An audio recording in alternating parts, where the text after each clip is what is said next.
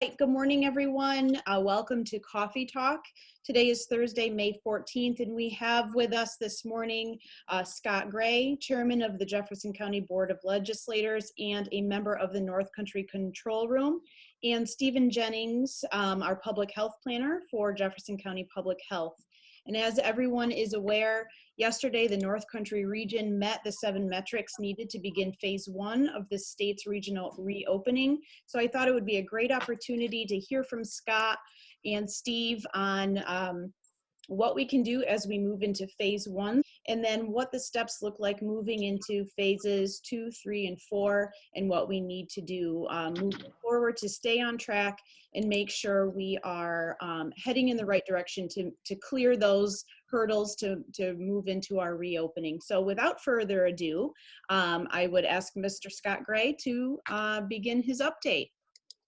Thank you, Kylie. Pleasure to be with everyone this morning. And just briefly, I will recognize another legislator that I believe is on the call, and that would be Finance Chair Mike Montigelli.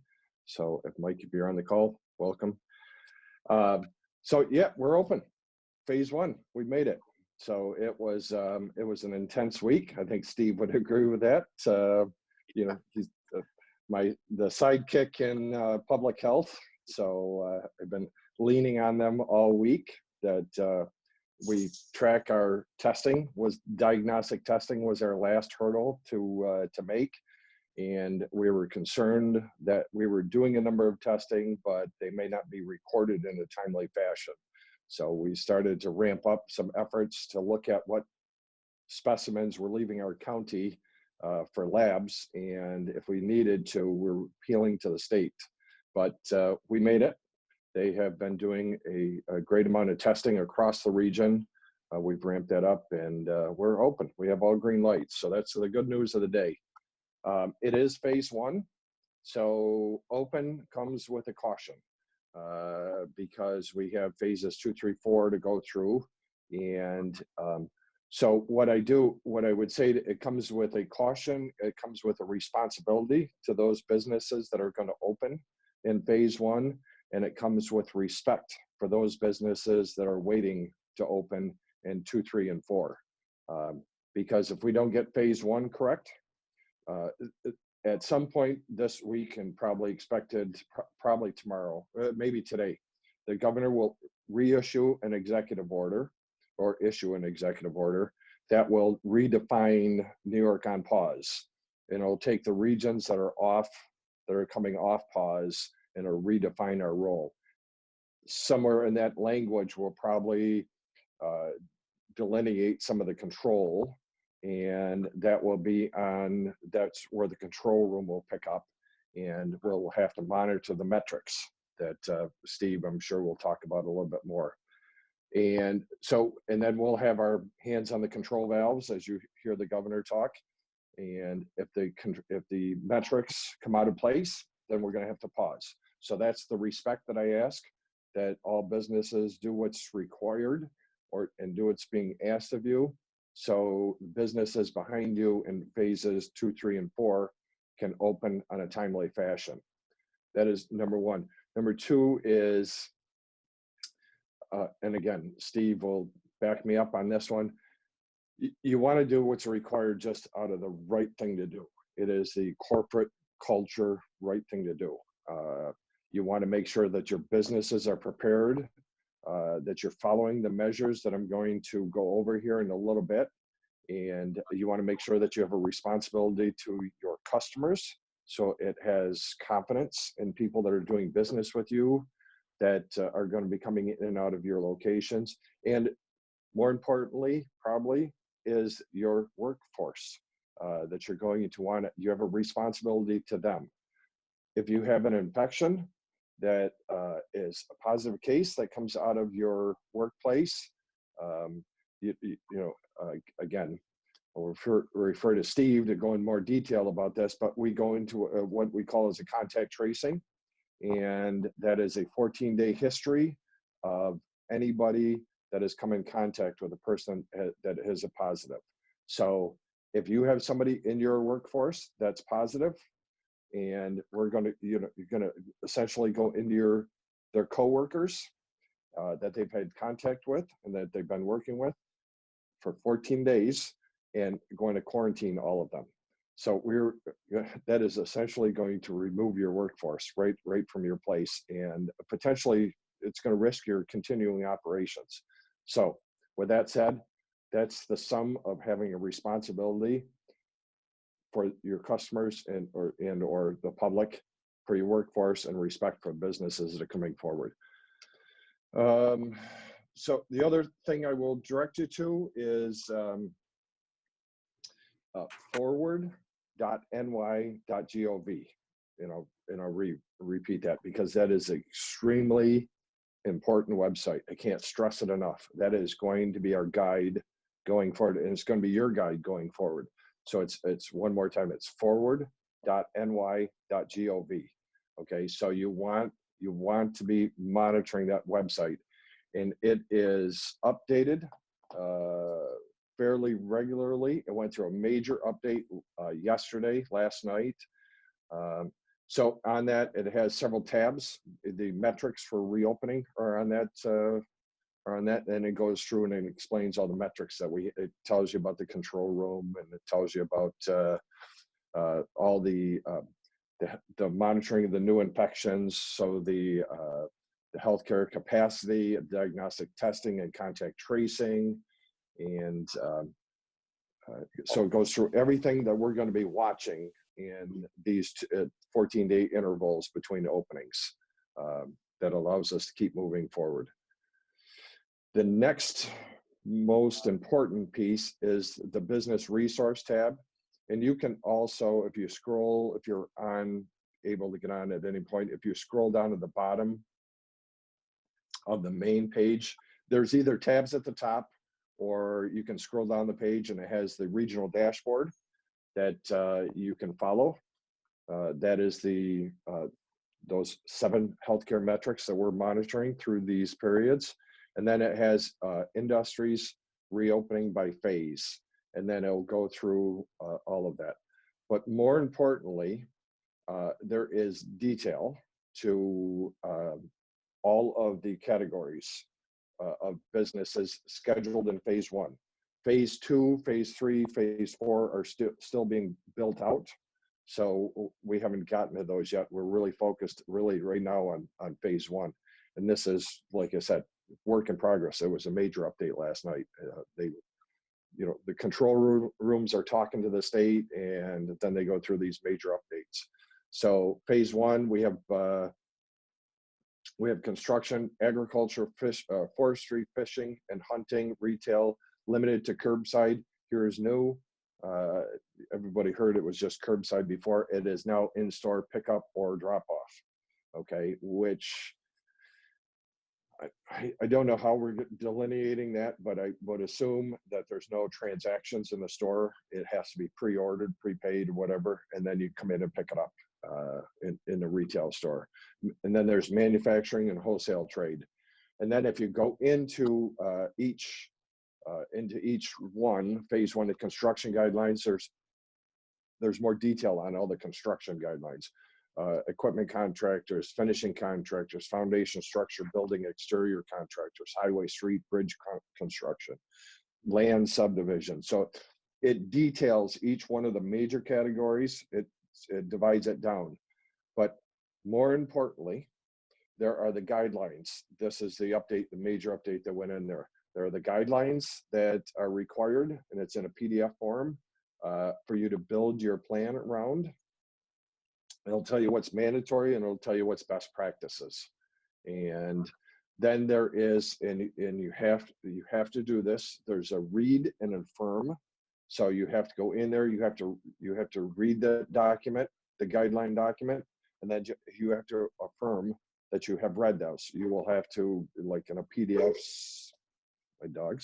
PDF format, digitally sign it that you have affirmed you have the guidelines. And then there is a business safety plan template, okay? And you have to have that filled out. And that is, can be, I think it was like half dozen pages maybe. So you have to have that filled out. And So if we end up with through New York Pause, it's still operating, okay, and the county is responsible for the compliance and enforcement of that. So if we receive a complaint through New York Pause, which can be done by telephone or by online at New York Pause, we get it in real time. Myself, the county attorney gets it, and the county administrator get it. And then we generally are sending out the codes department. We're generally sending out the codes to in a letter to businesses, but it may require the codes department to come on site. It may require you to produce that plan. And, you know, if you're requiring your employees to wear face shields, for instance, we will, you know, we'll make sure that you're adhering to what you put in the document into your safety plan. So whatever you put in that safety plan, you want to make sure are being adhered to. This is also an avenue for employees, if they don't feel safe, to notify us too. So it seems kind of complex and may seem a little onerous, but I would tell you it's in everybody's best interest from the healthcare standpoint. Okay, so I've said from day one, we're doing this all against the backdrop of a healthcare situation, and we have a virus that is still present, that still doesn't have any medical means to treat or to eradicate it. So we have to we just have to learn to live with it, so to speak, right now. But we have to do that safely, and you know, these measures will make sure that your environment remains safe. And the other thing you want to do, if you're retail or any sort of consumer oriented business, you want to make sure that people feel safe and secure coming into your business. We can all say we're happy to be open, right?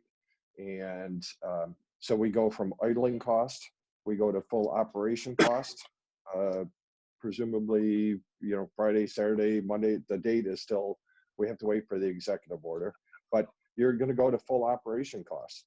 So, and with that, you want to make sure that you have customers coming behind that, because you know, if we don't have consumer confidence out there, and people, you know, feeling confident that they can move about, you know, we're just going to have a lot of expense. Sorry, my dogs are being animated. Can you go quiet them down, please? So we want to make sure that there's confidence in the general public out there to move about, and to be able to go in, if you have public access to your business, that they can go into these businesses and feel safe. So this is all being done in a fashion that will keep the healthcare and you know, the safety first and foremost. So as we move forward through the phases, into phase 2, 3, and 4, we have like a 4-box metric, so to speak, that we look at. We look at businesses and what we're going to slot in the different phases. There are a lot of businesses that are not slotted yet. All the personal care industry is not slotted. Okay, that would be hair salons, nail salons, anything along, you know, massage therapy. All of those personal care services are not slotted yet. Speedways, big thing in the North Country this time of the year, they're not slotted yet. So we're looking at alternative means of providing their services and how they're going to do that before we can slot them in there. So the metrics are, first, the top line metrics are low risk. So this is, again, it's all a public health issue. So we go high economic value, low risk. They're going to be the ones that are right at the top of the list to go, phase 1. And then we're going to go to lower economic value and lower low risk. So, and then the next one will be high economic value, high risk, and lastly will be a lower economic value, high risk. So that'll be the last ones. Those will be the ones those will be the types of activities and businesses that you will see coming out in phase 4. There, I think I covered everything. But New York forward.ny.gov.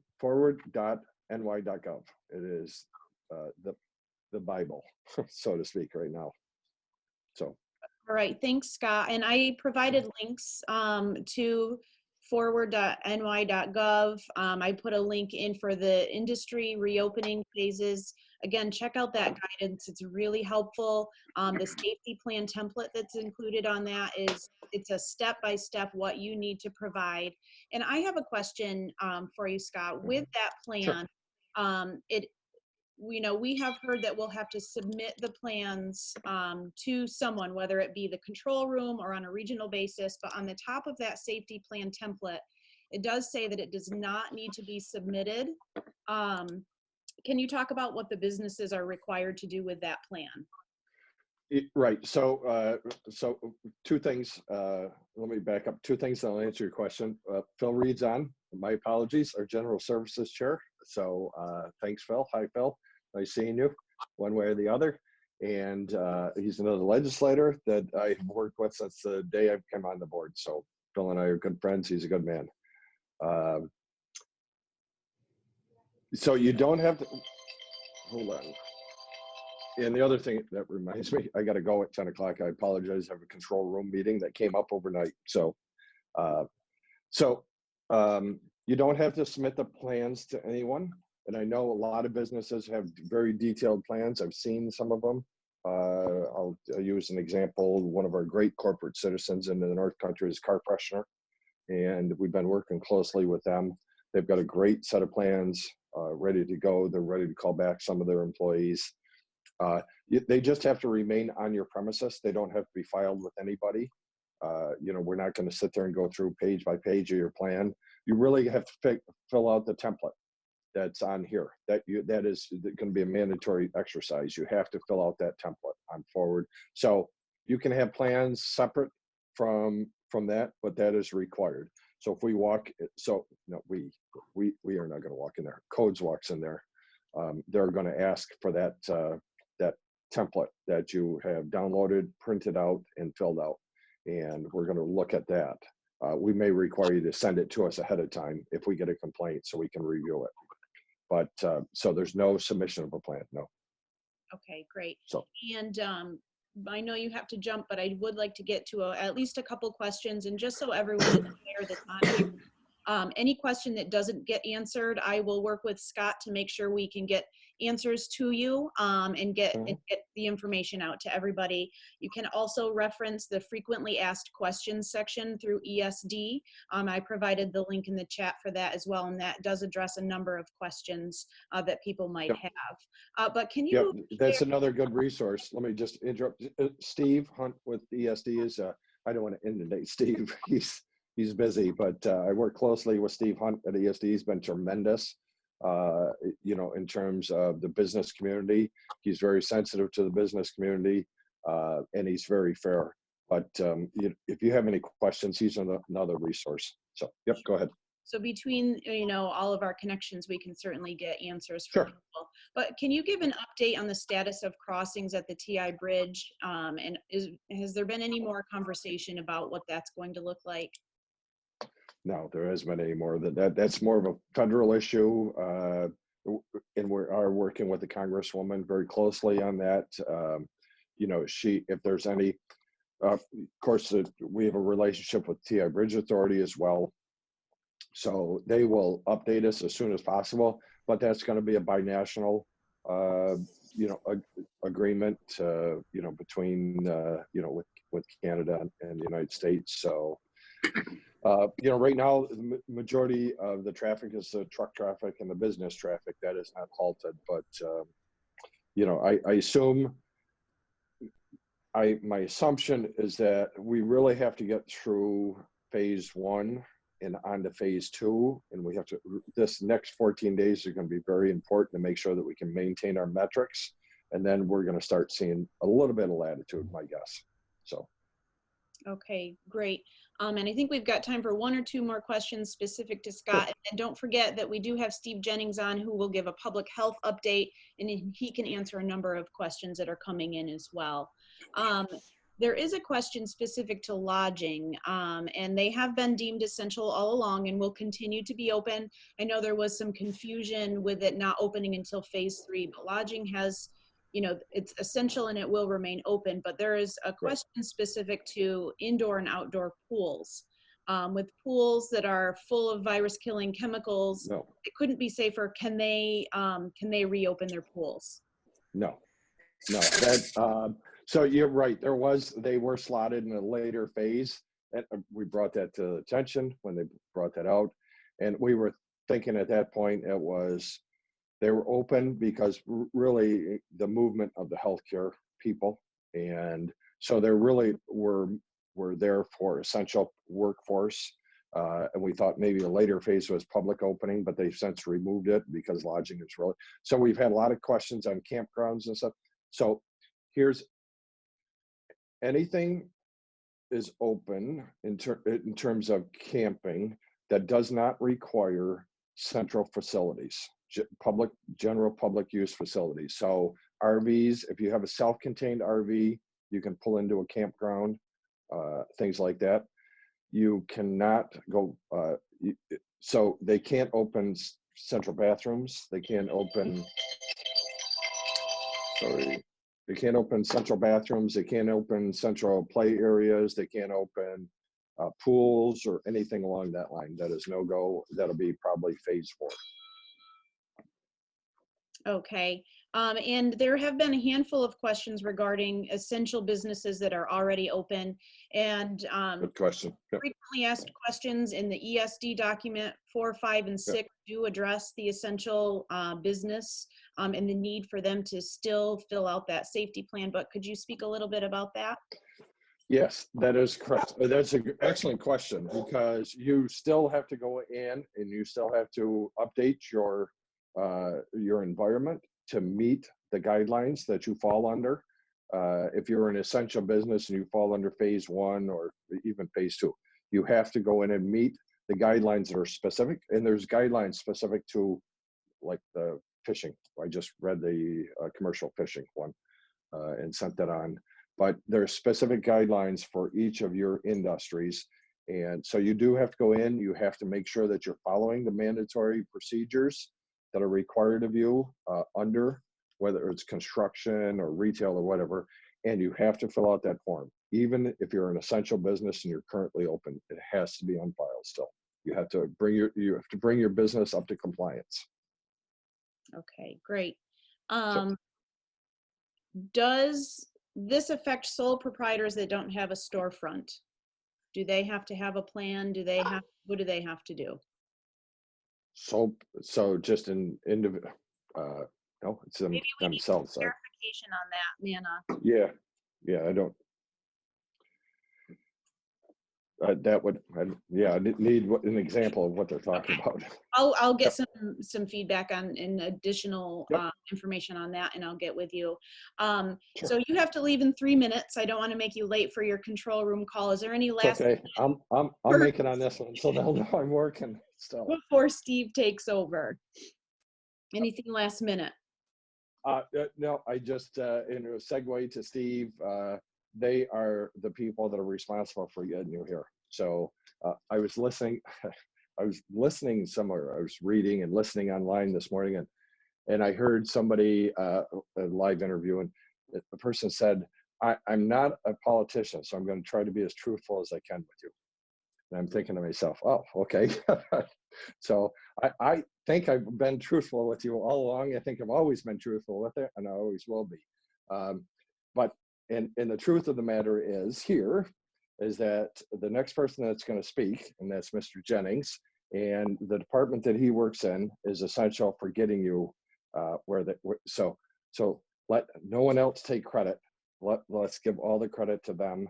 They are the people that are responsible for where we are today, and they're going to be the people that are going to be responsible for the people that get us to phase 4 and safely. And they're going to be the people that instill confidence in the public that when they start participating and start moving and we start relaxing some of the New York on pause, it's going to be because of Public Health Department. They have done an outstanding job. I just told the editor of the paper, and I don't know if he's on, I just told him, and we were going back and forth, and I said, if I could put them all on my shoulders and parade them around Jefferson County in a victory lap, I would do that. But I can't. So Steve, it's all yours. You guys are the best. Well, thanks so much, Scott. And I think I'll probably be following up with some additional questions after the fact, but we truly appreciate you joining us and for all the hard work. Absolutely agree that the public health system has been instrumental, but you have been taking this to Albany, and we truly appreciate all the hard work that you've been doing as well. So thank you very much, and good luck Thank on you. your control room call. And Sounds with good. that, We bloodied it up yesterday, but oh no. we'll calm it down today. So. Oh, good. Well, we appreciate it, and you represent us well. So thank you. Thank you, Kylie. Thanks, everybody. Take care and good luck. Thanks. See you, Steve. Thank you. Bye. Steve Jennings, welcome. Steve is the public health planner for Jefferson County Public Health, and he is joining us for a public health update, and we can continue to ask questions that I'm sure he has answers to. And if not, we can work behind the scenes to get your questions answered as we move forward. One quick thing before I ask Steve to begin, there was a note in here, there are members from the Thousand Islands Bridge Authority included on our call today. And I just want to remind everyone that the Thousand Islands Bridge is indeed open, so you can travel back and forth to Wellesley Island. There's a fantastic state park over there if you're interested in going for a hike and getting out of the house. So don't forget that that is still open. And we're fortunate to have the Bridge Authority with us on this call. But without further ado, Steve, would you like to give us a public health update? Sure. So you can hear me. We can hear you. All right, great. So I just want to say many thanks to Chairman Gray. And we appreciate the support the Public Health Department's been giving, and everyone here has been working so hard. But also, we've been working in great partnership with him, his leadership, the county administration, our partners across this region and the state. And it really has been a group effort. And the chairman, we'll give kudos to him too. He's really been quite an effective leader in going on this call he's about to join and fighting for us and getting the resources we need here. So I just want to publicly thank him for all his work. It really is a team effort. I would like to give folks an update on the numbers. As of yesterday, we had a total of 66 positive tests for Jefferson County. That is throughout the pandemic. 63 of those individuals have recovered. And so we, as of yesterday, had only 3 active cases. Over the course of the pandemic, we've had 8 hospitalizations. All of those folks have been discharged from the hospital and recovered. They were all at Samaritan Medical Center, and we want to give a shout out to them. Excellent care. They pulled all these people through, and it's just been tremendous. We have increased testing significantly over the last weeks, and we've had a total of 2,258 individuals tested in our county, and that will increase more as we strive to meet the daily metrics the state is required of us to open for phase 1, and we certainly want to open in all the other phases on time. Yesterday we had so all 3 of our individuals who are positive are in mandatory isolation until they recover, and they're daily communicated with by our public health nurses. And then people associated with those positive cases are in mandatory quarantine, also in daily communication with our public health nurses. There were 25 yesterday, and we had 26 individuals in precautionary quarantine, and most of those people are people who've been tested and waiting for their results. Results are coming back quicker. There was a period of time when it was taking 3 to 5 days, or maybe a little longer for some folks. We've narrowed that gap tremendously. It is still not the case that everyone can be tested. It is still people who present with symptoms, but things have expanded slightly. And the focus this week, and really what pushed us over the edge in terms of meeting our numbers, is nursing homes. And I'm sure you've all heard the governor speak about the importance of nursing homes. They are the most vulnerable population. Those patients, we want to test them, and we want to test everybody who works in them. So that has been the focus. We have received support from the state in terms of testing supplies, and we've devoted everything we've received toward the nursing homes. And that Chairman Gray certainly helped fight that battle for us. We don't know if we'll get additional supplies. We're hopeful we do, but we don't know, and we're asking all facilities, all providers who can test, to order their own supplies and to keep ordering their own supplies. And if anything comes in extra, that'll be extra, and that'll be great. The effort is on to increase testing. Without a vaccine, without a treatment, the only thing we can do to know about disease incidents in our community is to test. The challenge is there's not enough supply to do it, although it's getting better every day. But we just can't open the floodgates and say everybody come forward and get tested. We do anticipate essential service folks to be in the queue to be tested first as supply becomes available. Again, nursing homes are the priority this week. And then we will, I'm sure, identify more positive cases through that effort. We know there are people who are asymptomatic, who don't have symptoms, who are positive for COVID-19. And we've had a few of those folks in our testing through the pandemic. And I'm sure we're going to find more as we expand testing. And it's very important to get those folks into isolation, because even though they have no symptoms, they can spread disease.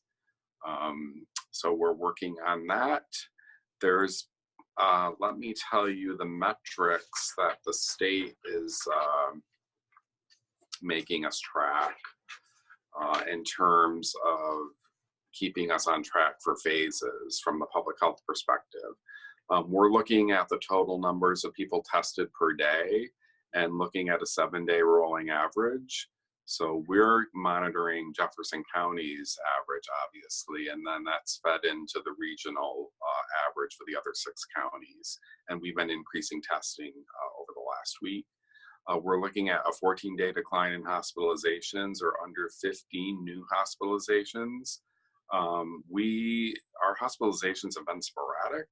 And right now, for a 3-day average, we are at 0. We would love to stay there.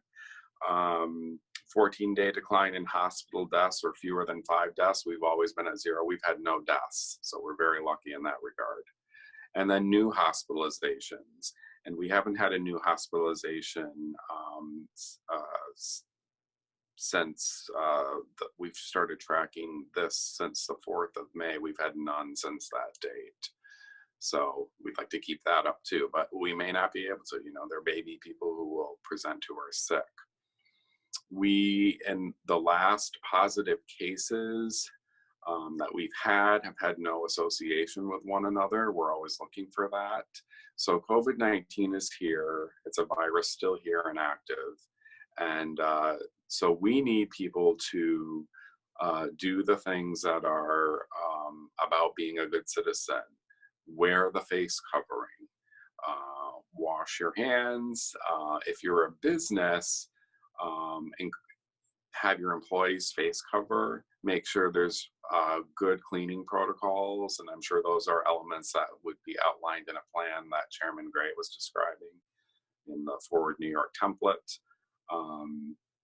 All those kinds of things. Put up the barriers if you have commerce and people are exchanging money or paying for things. All those kinds of things will help mitigate disease and help us advance to opening fully. And we want to be a partner with that, certainly. And with that, I guess I can take questions, Kylie. All right, great. Thanks, Steve. We do have a question. In your opinion, what's the biggest challenge public health faces when it comes to people taking COVID-19 seriously? In your opinion, do you think some in the public take the virus less seriously because they don't, they don't take it as serious because there's some people that are asymptomatic and can carry the COVID-19 virus? Sure. So we know there are people who are out and about and not wearing a face covering, for example. And we really want to, if they're in a business, and that's where I've seen these folks getting groceries or other household items. Actually, most people have a mask or a face covering, but on a rare occasion, there's someone who doesn't. And if retailers could enforce that, that would be great. There's no requirement that people wear them. It's an order, but there's no law. It's about being a good citizen and having respect for the people around you. And so we really encourage that because you can easily spread disease, and it's highly contagious. We know that, and we want to mitigate it. We want to stop it, and we want this economy functioning fully. Sure. Thanks for that. Can you talk a little bit about, I'm not sure if everyone on the call is aware that our region is made up by 7 counties. Can you talk a little bit about what the 7 county public health entities are doing to work together to make sure we can move forward through this phase into the next line of phases? So the public health departments in the 7-county region are in constant communication with each other. There's at least one formal call a week among them. The major population center, the counties with the largest populations are Jefferson, St. Lawrence, and Clinton counties. The other counties are smaller, and those would be Lewis, Franklin, and Hamilton. I think I've got them all. And Essex. So, but we're all in communication and talking about how we can meet the state metrics so that we can open up and keep opening up. So I know in the Tri-County region, which is Lewis, St. Lawrence, and Jefferson County, we've always had a close relationship among the county health departments. We've always known the leadership in the other counties as well. But now we're working together to make sure we can keep everything on track. So there's constant communication, and all of our public health departments are plugged into the leadership in the control room, and our leader is Chairman Gray. All right, thanks. There's a question here. Are there any guidelines available or suggestions on what you should be doing when handling cash? I've not seen anything. I can tell you what I've seen in the stores, what people are doing. Many cashiers are wearing gloves. So that would be highly recommended. I rarely see a consumer wearing gloves.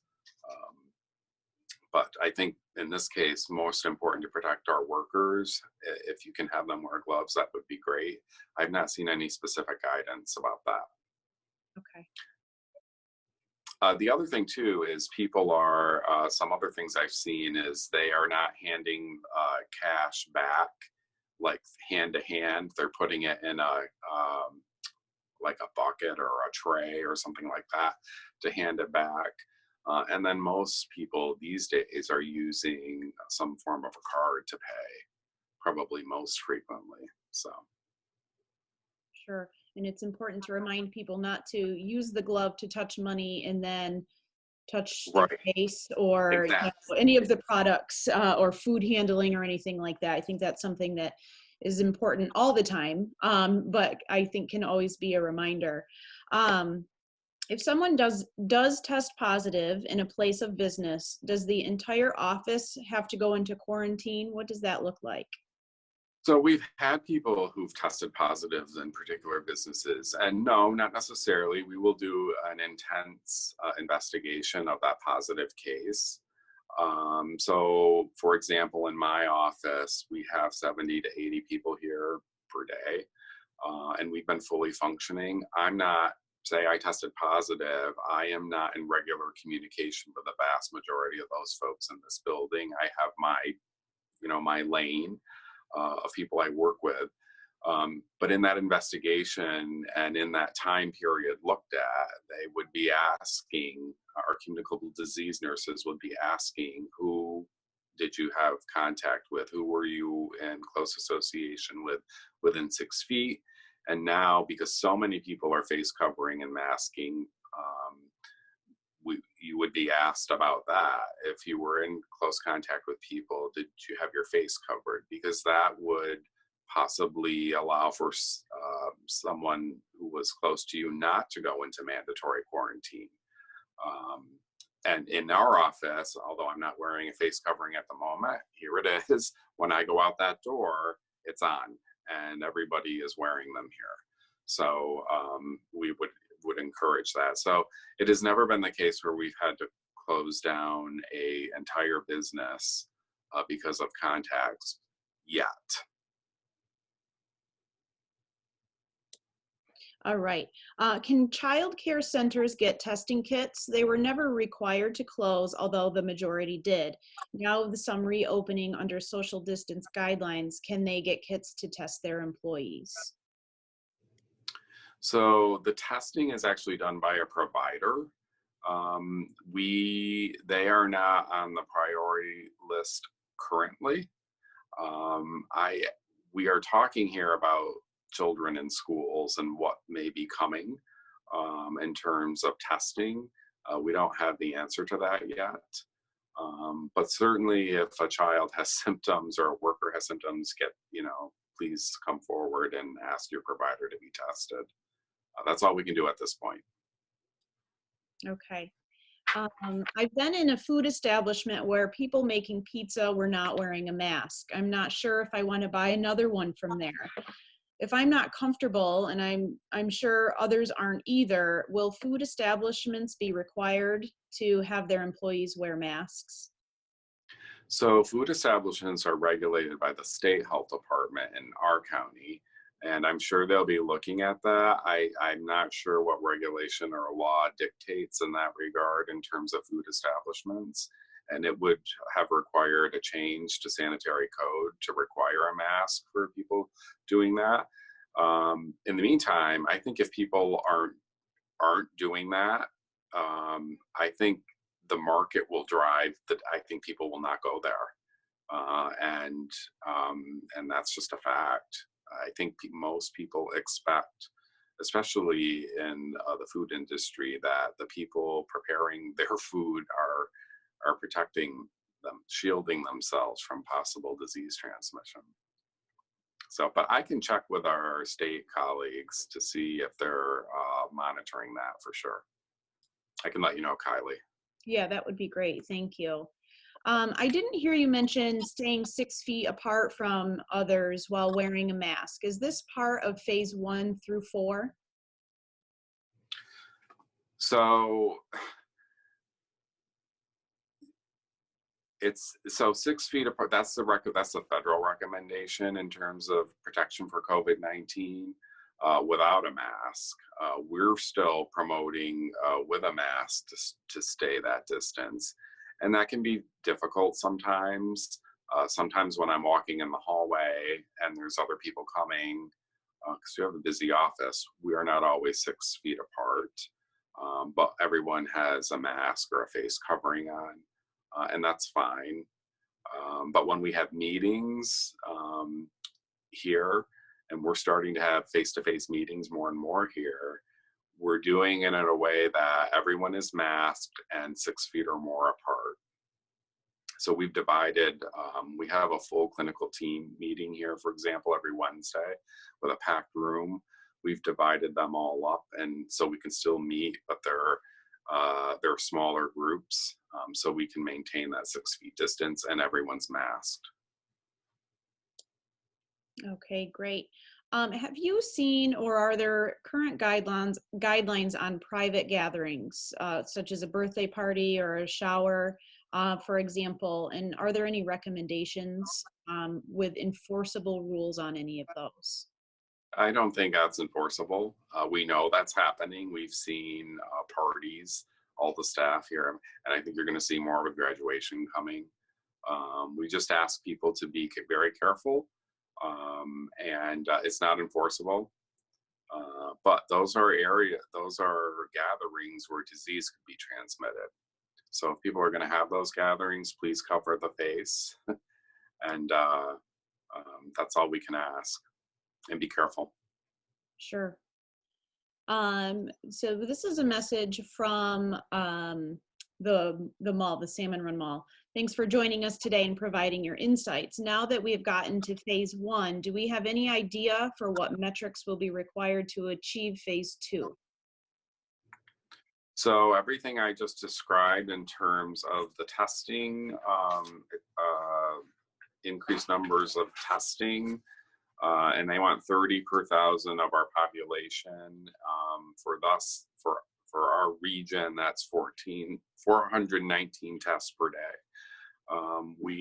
That's what we're working on, and then obviously we have to keep deaths under the required metric, and our deaths for our county are non-existent. There have been some in our region though, but they don't rise to the level of the numbers that the state is measuring.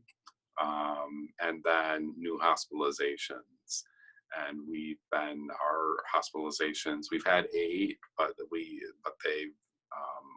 that's a very low standard for the state's metrics. And at the moment, we have none. Great. So right now we're in a good position to move toward phase 2, which is great. So if we're all responsible and we can encourage our families and friends to be responsible and our businesses are responsible, we should move into that. I was just going to add, in addition to all this, everybody has a responsibility in your businesses and as private citizens to respect other people and do the isolation measures, protect yourself, protect other people. That's how we'll get advanced through the other phases. Sure. With that isolation piece, our next question is regarding visitors. If you have a family member or a friend that wants to visit our area this summer, do they have to quarantine when they get here? The recommendation is 14 days, but let's say they're only coming for a week. How would we handle that situation? We've gotten calls about that. Our first sort of response, without knowing all the contextuals of why someone visits, we would say, don't visit, wherever you are, and whether people here are going somewhere too. But sometimes that can't be helped. We're just asking people to be good citizens. It is nothing that can be enforced. We know we have here, obviously, the county, half the border is water, and so people come in and visit, and they're in their cottages. We've just asked people some counties have tried to block those people from coming. We've never done that. We're just asking people to be good citizens. If they're coming from a hot spot, we're concerned about that. If you're coming from New York City, we'd like you to quarantine. Or Florida was quite a hot spot for a while. But be a good citizen, try to isolate yourself if you're visiting. That's all we can ask. Okay, great. This isn't so much a question, and it's more a statement. It says there's a number of Jefferson County school superintendents included in our meeting today, and it's important to make sure the schools are included in the reopening conversations at the county level. School districts and our local economy are inevitably and strongly linked, not to mention we're also workplaces. So please know that they're ready and willing to work alongside the community partners that we have to ensure a successful reopening in Jefferson County. So I think that's really important. We all need to work together to continue reopening, and the schools are certainly a vital piece to that. Here's a question. What areas are considered hot spots now? So in New York State, obviously, New York City is still a hot spot. They don't meet the metrics to reopen. So that's a concern. Around New York City and some of the other states, Connecticut, New Jersey, uh, the entire state of New Jersey, it's my understanding, is a hot spot, but particularly the area that aligns with New York City. Um, those are the areas we're most concerned about. State of Washington is a hot spot. Um, and I think in the South, Florida, I haven't heard much about Florida lately, but that has been considered a hot spot. And we're really concerned about the areas. I know there's a lot of criticism of Governor Cuomo, but take out the politics. It really is the smart way to reopen by using the science to do it and monitoring daily what's happening and increasing testing. And that is the way we will be successful. We're concerned about other parts of the country that aren't doing that. They're just reopening.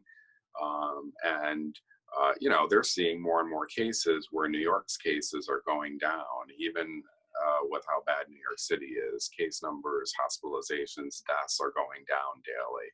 So we want to keep that going. But the way to do it without a vaccine, without a treatment, is to test and to do everything we described about being a good citizen and covering the face and all those things.